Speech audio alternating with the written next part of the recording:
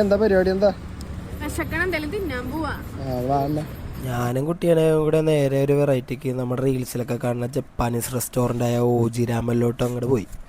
നല്ല കനപ്പ പോസ്റ്റ് ആ പറഞ്ഞ 10 പിന്നെ ഒരു 15 മിനിറ്റ് കൂടെ കഴിഞ്ഞിട്ടാട്ടാ നമ്മളിതിൻ്റെ അകത്തോട്ട് കയറിയ. വിശന്നിരിക്കുമ്പോൾ ആരും ഇങ്ങോട്ട് വരരുതട്ടാ. ഞങ്ങൾ രണ്ടുപേരുള്ളതുകൊണ്ട് തന്നെ നമുക്ക് കിച്ചണിൻ്റെ സൈഡിലുള്ള ഡൈനിങ് ആട്ട കിട്ടിയത്. ഉമ്മാരുടെ പ്രസൻറ്റേഷൻ ഒന്നും പറയാനില്ല, വെറുതെ പൊളിയാണ് കേട്ടോ. നമ്മൾ ഓർഡർ ചെയ്ത ബീഫ് ടട്ടാക്കിയാണ് പയ്യനവിടെ സെറ്റ് ചെയ്യണം. സാധനം വന്നപ്പോൾ തന്നെ അനകൊരു പീസ് എടുത്ത് വായിലോട്ട് അങ്ങോട്ട് വെച്ച്. ഇവളുടെ മോറ് കണ്ടപ്പോൾ എനിക്കാകെ ബാഡായി. പക്ഷേ എനിക്ക് സാധനം ഇഷ്ടപ്പെട്ടു, പൊളി. പിന്നെ 2 രാമനും പറഞ്ഞായിരുന്നു. പിന്നെ അവിടെ കിടന്ന് ചെറിയ അഭ്യാസം വരുന്നു.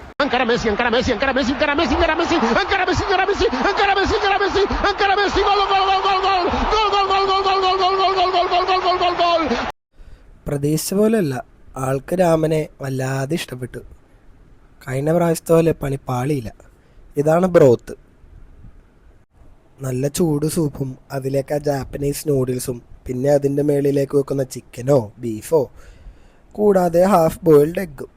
ഇതാണ് രാമൻ. ഇതിൻ്റെ അവസാന ഭാഗമാണ് ഞാനിപ്പോൾ കുടിച്ചത്. അതാണ് ബ്രോത്ത്. അത്യാവശ്യം സ്പൈസി ആയിട്ടുള്ള ഒരു ബ്രോത്തായിരുന്നു ഇത്. കൊച്ചിയിൽ വന്നവർ എന്തായാലും ഒരു പ്രാവശ്യമെങ്കിലും ടേസ്റ്റ് ചെയ്ത് നോക്കാൻ പറ്റിയ ഒരു ഐറ്റമാണ്. ജാപ്പനീസ് റെസ്റ്റോറൻ്റ് ആയതുകൊണ്ട് മാത്രമല്ല, ഇതൊരു വെറൈറ്റി എക്സ്പീരിയൻസ് ആയിരുന്നു.